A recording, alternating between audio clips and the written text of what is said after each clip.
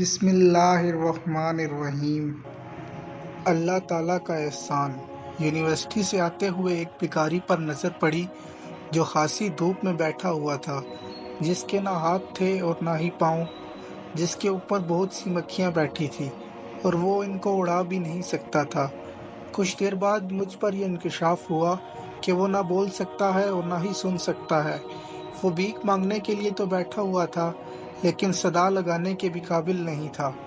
میں مسلسل اس کو دیکھتا اور یہ سوچتا رہا کہ اس بیکاری کی جگہ پہ میں بھی تو ہو سکتا تھا، آخر میں اس کی جگہ پر کیوں نہیں؟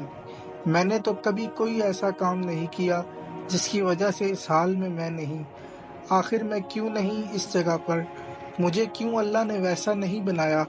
وہ چاہتا تو مجھے دنیا کا مظلوم ترین انسان بنا دیتا، پر اس نے نہیں بنایا۔ میں ساری زندگی بھی سجدے میں رہوں تو بھی اللہ تعالیٰ کا شکر ادا نہیں کر سکتا۔ ہاتھ، پاؤں، آنکھیں، کان، ناک، سب کچھ تو دے رکھا ہے مجھے اللہ تعالیٰ نے، میری اتنی نافرمانیوں کے باوجود۔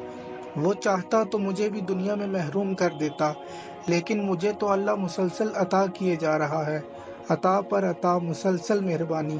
میری نافرمانیوں، کوتاہیوں کے باوجود مجھے دیتا ہی چلا جا رہا ہے میرا اللہ۔